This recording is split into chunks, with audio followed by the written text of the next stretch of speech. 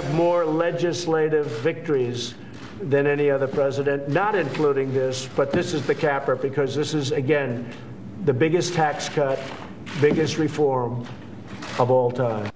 That was President Trump Friday, patting himself on the back for finishing the year strong. But Obama officials stung that their legacy is in tatters. All came out of nowhere this week, trying to rehab their former boss and attacking the sitting president. Here's Joe Biden with a whopper. I've never met any president that has more character, more integrity, and more backbone than this guy does. It was an honor serving with him. And 8 years, not a hint, a scandal. Wow. Joining me now, Fox News contributor, Lieutenant Colonel Alan West. So, I mean, just off the top of my head, the VA scandal, people died waiting in line to get service and care, and you have the IRS, you have Benghazi, Fast and Furious, the list goes on and on. Well, it's good to be with you. Merry Christmas, Jesse. And you're absolutely right.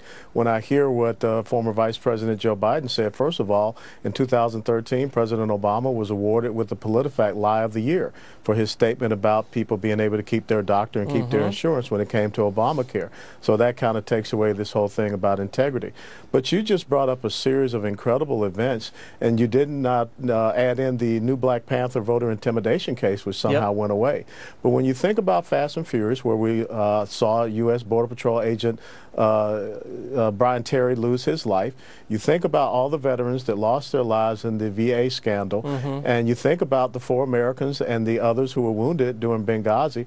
These were very serious incidents, but yet no one was ever held accountable. No one ever really took any responsibility, and that continues to be a blight on the face of the American people and, of course, the Obama administration. There's actually Eric Holder easily dismissed. Was held in contempt for not being forthcoming with the Congress with regards to Fast and Furious. And now there's a new scandal that's brewing. Politico reported that because the Obama administration was so desperate to cut a deal with the Iranians that they let a bunch of Hezbollah arms dealers and cocaine traffickers off the hook. And, I mean, these people tried to kill Americans. They're pushing drugs into the country. That's going to be investigated now, we're hearing. Well, it has to be investigated, and those of us that have been following national security issues, especially down in the Southern Command in South America, know that Iran has been supporting Hezbollah, which is their terrorist proxy army, for quite some time to get a foothold into South America. But for those Americans that have forgotten, before there was Al-Qaeda in 1983, the largest incident of a terrorist attack resulting in American deaths, 243 Marines, sailors, and soldiers lost their lives in the Beirut bombing. And that was Hezbollah. And the fact that we have a president that was putting pressure on our Drug Enforcement Agency to stop an investigation of Hezbollah drug and gun smuggling so that they could get through the Iranian nuclear agreement, which we know the Iranians have not been adhering to whatsoever, that is very disconcerting. Not only disconcerting, it's corrupt because the rest of the press won't cover it. And that's why someone like Biden can get away with saying that he's been scandal-free, because no one's even going to challenge him. The fact that you're sitting across from the former vice president and he comes out with a blatant lie like that, he can get away with it on the network shows, but he can't get away with it here. I want to talk to you about Susan Rice, former national security official for President Obama. Really, she should not be the one criticizing anybody. After President Trump unveiled his national security strategy, she said this, quote, "Relinquishing the nation's moral authority in these difficult times will only embolden rivals and weaken ourselves. It will make a mockery of the very idea of America first." So, Lieutenant Colonel, you know, when 4 Americans were left to die and not rescued on the anniversary of 9/11 in Benghazi, that was not putting America first. She has no legs to stand on here. No, absolutely, and that is almost a self-fulfilling prophecy of her own tenure as the National Security Advisor. Think about it. This is the exact same Susan Rice that said that the United States of America needs to live with a nuclear North Korea. In other words, she continues to advocate for the strategic patience policy and strategy of Barack Obama. And when you think about the lack of regard and respect that we have, and I served in the military for 22 years, that was horribly diminished. You think about what President Trump has been able to do in less less than a year, and that is to reduce the entire territorial integrity of the Islamic State, something that Barack Obama came out and talked about in his strategy, but he never accomplished it, and he kept telling us that something was coming and he was going to take an action.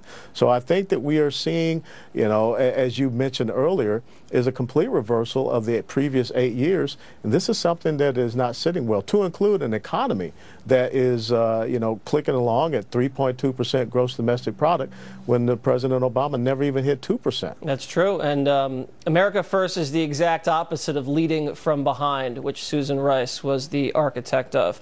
Let's get into some other Obama officials. Here's the last one. So, this is unbelievable. You have a photo, and this is a tweet from Dan Pfeiffer, and this was what he said. Here it is. I hope this is the photo they use on the front page of the Times on the day Trump is indicted. Oh, that's very nice. And then Ben Rhodes, former national security guy for Obama, said, and alongside the obits for Ryan, McConnell, and Pence. Really, the obits. And Steve Scalise responded, as you know, who was shot by a crazed left-wing maniac. You may want to reconsider your rhetoric. So, you know, if you're out there and you're an Obama guy and you're talking about the obituaries for Trump people, come on, right? I mean, this is not in the season, Ben. Well, one of the things you have to come to understand is when you have senior leaders and officials that are, you know, espousing this type of rhetoric, then there's always going to be someone out there that takes action. And unfortunately, we saw Steve Scalise be the victim of said rhetoric. But we have to move beyond this, and let's have the conversation about policy. Let's have the conversation about issues.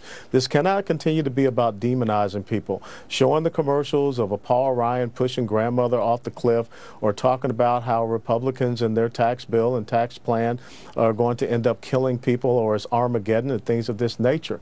That is really the rhetoric of people that don't have any solutions to offer. And I hate to see that happening here in the United States of America, because we have tried, you know, the previous 8 years, and that did not yield us the results, being it our economy, being it our military, our foreign policy, whatever. So it's time for us to look at a different way to move forward. Well, hopefully we can all come together in the Christmas season. Looks like you've come together in the Christmas season with that vest. That well, I only get to wear it once a year. That's a festive and so piece it's of all for attire. you, Jesse. Well, thank you. I'm honored. I'm honored. Merry Christmas. Merry Christmas. Thank you. All right.